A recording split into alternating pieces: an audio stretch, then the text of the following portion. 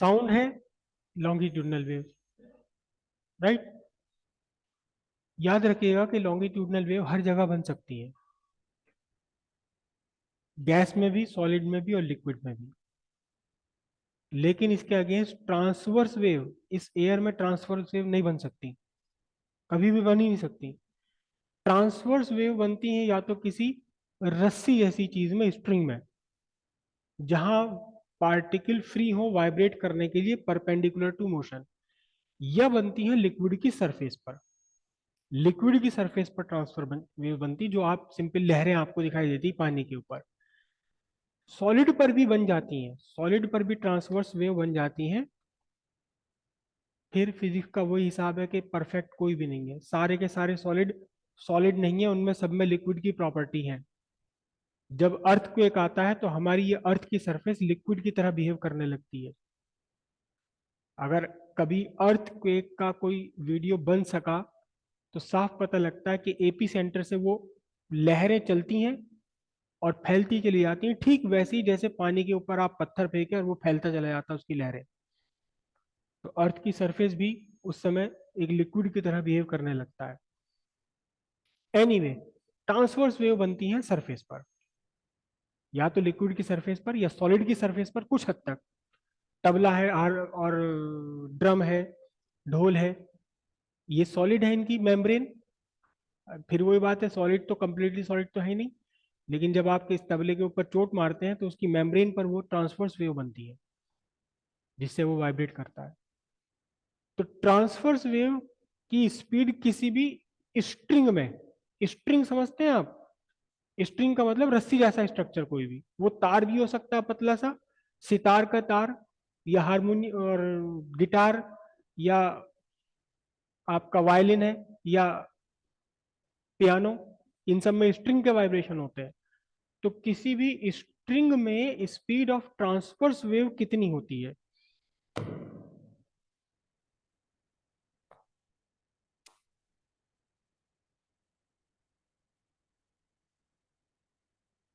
Transverse wave in string, इसमें speed of transverse wave in string होता है T bye M. लिखूं या कुछ और लिखूं? चलो म्यू लिख देता हूं, हालांकि फर्क कुछ नहीं पड़ता इससे। टी यहां पर क्या है? टी है tension,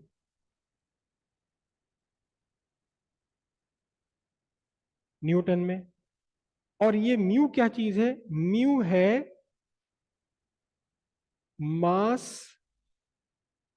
per unit length, kilogram पर मीटर में। ये मास मतलब अगर आपने यहां से लेके सामने दीवार तक एक रस्सी बांध ली, यहां से वहां तक 10 मीटर का डिस्टेंस है, आपने देखा रस्सी का वजन आधा किलो है, तो इस फॉर्मूले में वो 500 ग्राम नहीं लेना आपको, क्या कितना लेना पड़ेगा? पूरी रस्सी की लंबाई को, पूरी रस्सी के मास को उसकी लंबाई से डिवाइड कर दो मीटर्स में। 1 मीटर लंबी, 1 मीटर स्ट्रिंग या 1 मीटर रस्सी का कितना मास होगा वो यहाँ लेना है। इसीलिए इसका यूनिट होगा कितना? किलोग्राम पर मीटर। डायमेंशन इसकी एल नहीं है, एम नहीं है, एम L-1, एम मास के लिए, L-1 पर मीटर लेंथ के लिए, ठीक है, राइट। अब जब भी स्ट्रिंग के एक्सपेरिमेंट किए जाते हैं तो आप क्या करते हैं कि एक रिजिड सपोर्ट से एक स्ट्रिंग बांध लेते हैं, फिर उस स्ट्रिंग को आप लेकर जाते हैं एक पुली के ऊपर, पुली,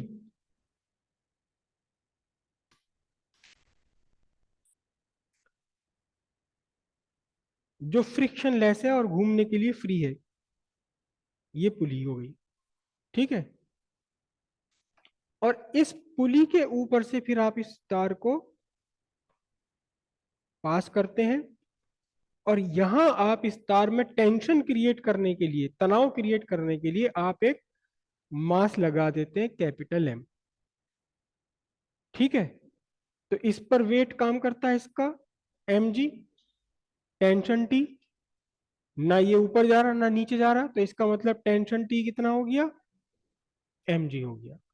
तो इस फॉर्मूले में, इसी फॉर्मूले में हम क्या लिखेंगे, if a load of mass m, capital M लिखता हूं, is used to create tension, तो अब वेलोसिटी का फॉर्मूला बन जाएगा कितना, mg अपॉन म्यू। ठीक है, ये m रस्सी का मास नहीं है, बल्कि वो मास है जिस मास को लटकाकर आपने रस्सी में टेंशन क्रिएट किया है, खिंचाव क्रिएट किया है रस्सी में। ओके, अब इसके बाद ये मास पर यूनिट लेंथ है, तो मास पर यूनिट लेंथ कितना होगा देखो, mu is equal to mass of string upon length of string, यानी small m upon l। Small m mass of string है और लेंथ पूरी लेंथ स्ट्रिंग की है। अब देखना जरा ध्यान से, स्मॉल m अपॉन l को आप क्या लिख सकते हो, देखो मास होता है आपका volume of string into density upon l। Volume क्या होगा, वॉल्यूम होगा आपका, वॉल्यूम होगा area of cross section into length into rho upon length. तो लेंथ से लेंथ यहां कट जाएगी, एरिया ऑफ क्रॉस सेक्शन कितना लिखा जाएगा, पाई आर स्क्वायर, क्योंकि अक्सर स्ट्रिंग के जो क्रॉस सेक्शन है वो सर्कुलर ही होता है। ये रहा, ये तार है ये, तो इसको अगर आप यहां से काटोगे तो कैसा सेक्शन निकल कर आएगा, सर्कुलर। ये बन गया फॉर्मूला। ठीक है, या इसको ऐसे भी लिख सकते हैं, पाई D square rho by 4। D क्या चीज है यहां पर, डी क्या है, डायमीटर ऑफ स्ट्रिंग, स्ट्रिंग का डायमीटर। तो अब देखिए दो फॉर्मूले बन गए, एक तो फॉर्मूला ये बन गया आपका, यहां से म्यू सब्स्टिट्यूट करें। अब सारे फॉर्मूले एक साथ लिख रहा हूं, basic formula T by mu, tension को आपने एम जी सब्स्टिट्यूट कर लिया बाय म्यू, म्यू को आपने सब्स्टिट्यूट कर लिया M by L, M by L. फिर इन एम बाय एल को फिर से आपने सब्स्टिट्यूट कर लिया M G by pi R square rho. तो यहां से आर स्क्वायर को आप बाहर भी ले सकते हो, है ना। तो v is equal to 1/r square root of M G by pi rho. इसी तरह यहां से डी स्क्वायर सब्स्टिट्यूट कर दोगे ये वाला, तो फॉर्मूला क्या बन जाएगा आपको, ये फॉर्मूला बन जाएगा M G by pi D square rho by 4। अब इस 4 को बाहर ले लोगे तो 2 आ जाएगा मल्टीप्लाई में, और डी को बाहर ले लोगे तो ये बनेगा आपका 2 by capital D square root of M G by pi rho. इतने सारे फॉर्मूले बन गए, 1 2 3 4 5 6 7, कोई सा भी फॉर्मूला, छह छह बन गए, तो खैर ये वाला है, कोई सा भी फॉर्मूला आपका यूज हो सकता है। अब ध्यान से देखना, जरा ध्यान से, ध्यान से देखना, इस फॉर्मूले से अगर हम यहाँ इस बेसिक फॉर्मूले से निकालें, तो V directly proportional to tension, जितनी ज्यादा खिंची हुई होगी रस्सी आपकी स्ट्रिंग, उतना ही तेजी के साथ उसमें स्पीड साउंड की चलेगी। ठीक है,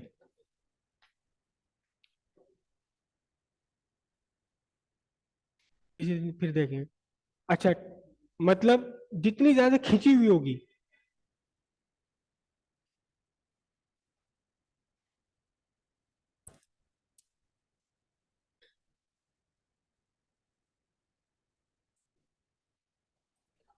जितनी ज्यादा खिंचाव होगा रस्सी के अंदर, उतना ही ज्यादा तेजी के साथ स्पीड चलेगी। ठीक है, फिर V inversely proportional to square root of mu, मतलब रस्सी जितनी भारी होगी पर यूनिट लेंथ, जितना ज्यादा होगा उतनी ही कम स्पीड होगी। ठीक है, तो भारी या हल्की को कैसे लिखूं?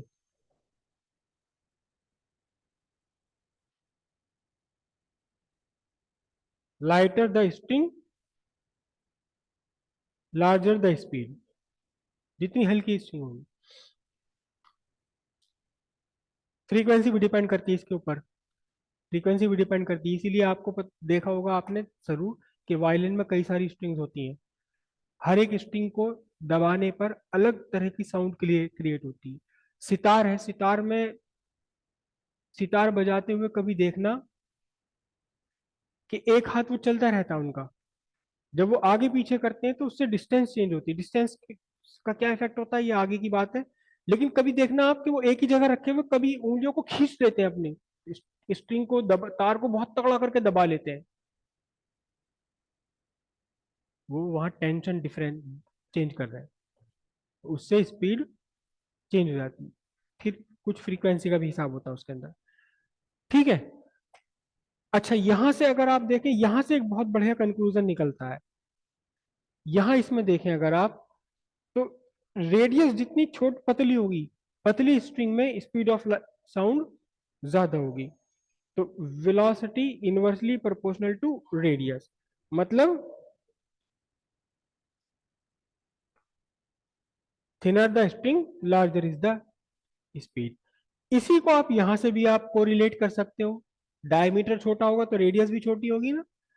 तो अगर एक ही मटेरियल के दो अलग अलग स्ट्रिंग्स हैं आपके पास, एक मोटी है, मोटी डायमीटर की, एक पतली डायमीटर की, तो किस में स्पीड तेज रहेगी? ये साउंड की बात नहीं हो रही है, ये स्पीड ऑफ साउंड की बात नहीं है, ट्रांसवर्स वेव की स्पीड, जो ट्रांसवर्स वेव चलती है उसके अंदर